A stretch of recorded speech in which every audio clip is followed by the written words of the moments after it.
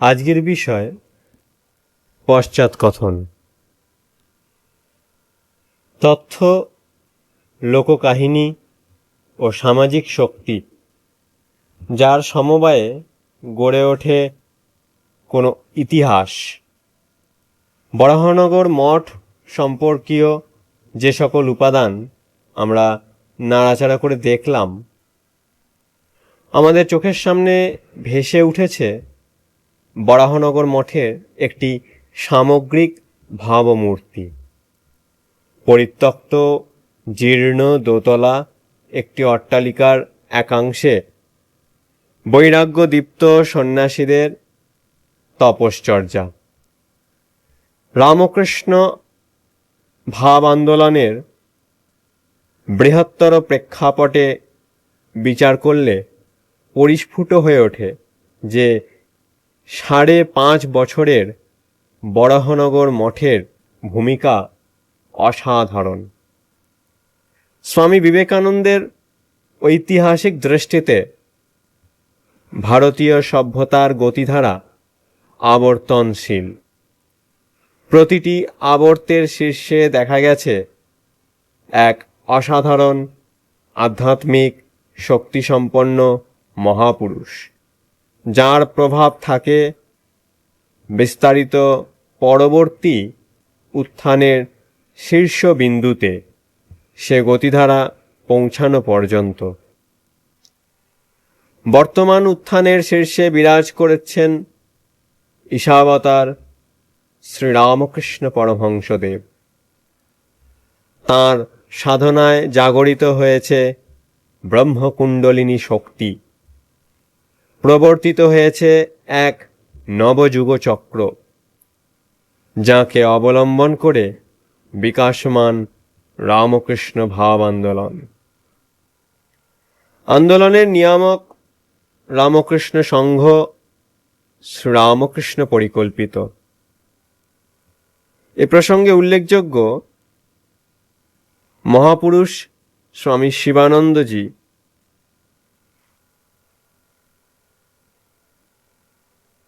মন্তব্য: 1910 খ্রিস্টাব্দে বড়লাট বাহাদুরের পত্নী লেডি মিন্টো বেলুড় মঠে আসেন। তাকে স্বামী শিবানন্দজি বলেছিলেন, এ সংঘ আমরা সৃষ্টি করিনি। ঠাকুরের অসুখের সময় এই সংঘ তিনি নিজেই সৃষ্টি করেন। সেই সময়ে তিনি নিজে স্বামীজি এবং আর সকলকে শিক্ষা দিয়ে কি করে এই সংঘ গঠন ও চালনা করতে হবে তা শিখিয়েছিলেন। সেই হল মঠের গোড়াপত্তন। এর রূপকার শ্রীরামকৃষ্ণ নির্বাচিত নরেন্দ্রনাথ, পরবর্তীকালের স্বামী বিবেকানন্দ। সহায়ক হয়েছিলেন তাঁর গুরু ভাইগণ। রামকৃষ্ণ সংঘের প্রাথমিক রূপ বরাহনগর মঠ। রামকৃষ্ণ সংঘ সন্ন্যাসী সংঘ। যুগ যুগান্তরের পরম্পরা বাহিত ত্যাগ বৈরাগ্যের আদর্শকে সাত্মীকরণ করে এই সংঘ সে আদর্শকে যুগ উপযোগী করে উপস্থাপিত করেছে।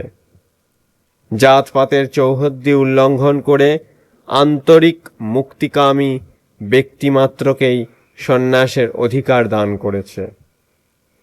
সংঘ শ্রীরামকৃষ্ণ প্রদর্শিত যত মত তত পথ রূপের উদার আদর্শকে প্রচার ও সমাজে প্রয়োগ করতে সদাই সচেষ্ট।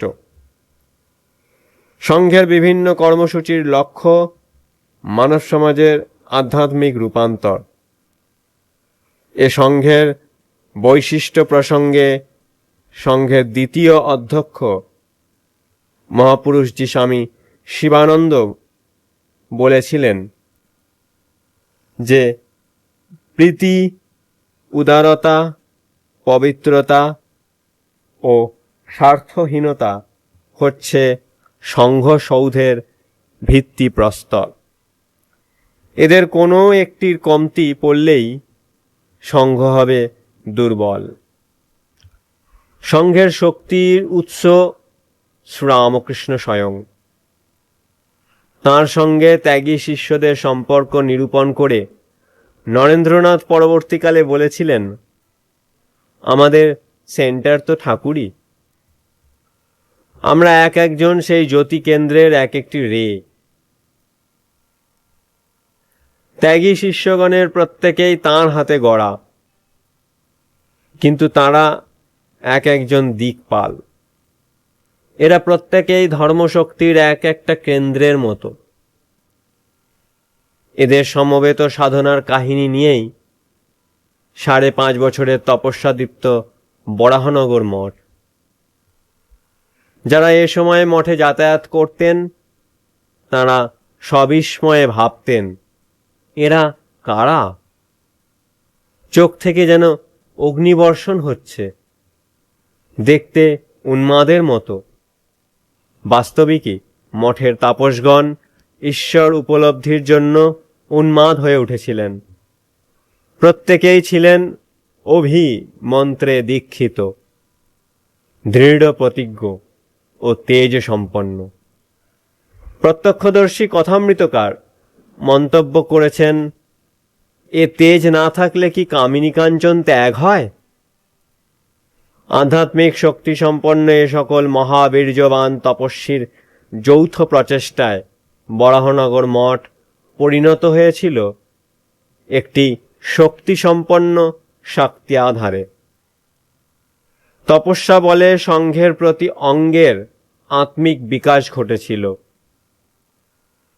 তাঁদের যৌথ সাধন ভজন সংঘসেবীদের উদ্দেশ্যের ঐক্যতান সুনিশ্চিত ও সুস্পষ্ট করে তুলেছিল।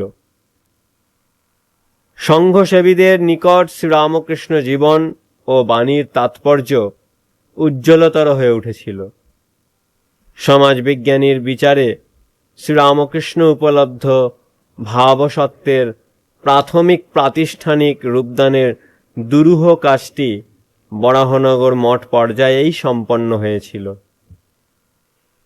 ভবিষ্যৎ সংঘের সংহতির ভাবটি এখানেই দৃঢ়মূল। ধর্মবিজ্ঞানীর বিচারে জাগরিতা ব্রহ্মকুণ্ডলিনী শক্তি বরাহনগর মঠের অভিপ্রকাশের মাধ্যমে মানব কল্যাণের জন্য নতুন একটি ধারায় প্রবাহিত হয়েছিল। এই ধারায় অভিস্নাত বরাহনগরের মঠবাসীগণ প্রত্যেকেই অভিনব শক্তিতে শক্তিসম্পন্ন হয়ে ওঠেন। কিন্তু এই নবোদ্গত সংঘ কি রূপ ধারণ করবে, এর ভূমিকাই বা কি হবে, এ সকল বিষয়ে তাপসগণ বিশেষ কোনো চিন্তাভাবনা করেছিলেন কিনা সন্দেহ। এমনকি নেতা নরেন্দ্রনাথ দত্ত সংঘের ভবিষ্যৎ কর্মসূচি কি হবে সে বিষয়ে সুস্পষ্ট কোনো কিছু ভেবেছিলেন বলে মনে হয় না। বরাহনগরের তপস্যা যজ্ঞে তাপসগণের ভূমিকা মুখ্য, কিন্তু সকলের অজ্ঞাতসারে একজনের প্রার্থনা ও অশ্রুতে আশীর্বাদপ্লুত হয়েছিল তাপসগণের সকল প্রয়াস। তিনি শ্রী শ্রী মা সারদা দেবী। মায়ের নিত্যসঙ্গী যোগিন মা যথার্থই বলেছিলেন, যা কিছু দেখছ মঠ আশ্রমাদি সব ওঁরই অর্থাৎ শ্রী শ্রী মায়েরই কৃপায়। যেখানে যা দেখেছেন শিলাটি নেওড়াটি অর্থাৎ দেববিগ্রহ, কেঁদে কেঁদে বলেছেন, ঠাকুর আমার ছেলেদের একটু মাথা রাখবার জায়গা করো, দুটি খাবার সংস্থান করো। মায়ের সেই ইচ্ছা পূর্ণ হয়েছে। সে কারণে তিনি সংঘ জননী জ্ঞানে আজও সমাদৃতা। মানুষ পুরানোকে আঁকড়ে ধরতে চায়, নতুনকে সহজে মেনে নিতে চায় না। বরাহনগর মঠকে সমাজের অধিকাংশ মানুষই অভ্যর্থনা জানায়নি, বরঞ্চ অবজ্ঞা, পরিহাস, এমনকি অত্যাচার করতেও পেছপা হয়নি। এ সব কিছুই উপেক্ষা করে ত্যাগী তাপসগণ সুসম্পন্ন করেছিলেন এক মহাব্রত। শুরু হয়েছিল জগৎ কল্যাণকামী রামকৃষ্ণ সংঘের জয়যাত্রা। পরবর্তী 1 দশকের মধ্যে আত্মমুক্তি ও জগৎ কল্যাণের সমুচ্চয়ের ভাবনা সংঘসেবীদের জন্য সুস্পষ্টভাবে নির্দেশিত হয়েছিল। সে ভাবনাও বরাহনগরের মঠজীবনে বীজাকারে দেখা দিয়েছিল। অর্থাৎ রামকৃষ্ণ ভাব আন্দোলন যে সকল মূল সত্যসমূহের ওপর প্রতিষ্ঠিত, সেগুলি বরাহনগর মঠেই স্বল্প আকারে প্রকাশ ও কার্যকরী হতে শুরু হয়েছিল। পরিণতিতে একদিকে সমাজের প্রতিরোধ থিতিয়ে পড়ে, অপরদিকে রামকৃষ্ণ ভাবধারার অনিবার্যতা ক্রমেই পরিস্ফুট হয়ে ওঠে। এ বিষয়ে স্মরণ করা যেতে পারে স্বামী শারদানন্দের মূল্যবান অভিমত।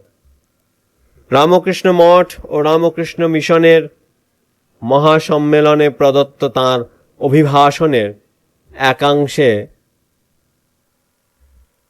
তিনি বলেছিলেন, যদি ওই আন্দোলনের ভিতর যথার্থ প্রাণ শক্তি থাকে, যদি ওই নতুন আন্দোলন মানব প্রকৃতির ও তাহার বিভিন্ন অঙ্গ ও কার্যাবলী পরিচালক সার সত্যসমূহের ওপর প্রতিষ্ঠিত হয়, তবে প্রবল বাধা সত্ত্বেও উহার বিনাশের পরিবর্তে উত্তরোত্তর উহার প্রভাব বাড়িতে থাকিবে এবং ক্রমে মানব হৃদয়ে উহা স্থায়ীভাবে শিকড় সঞ্চালিত করিবে। বরাহনগর মঠ পর্যায়ের শেষ ভাগে দেখা গেল রামকৃষ্ণ ভাবামৃত বেশ কিছু শিক্ষিত তরুণের হৃদয়কে স্পর্শ করেছে।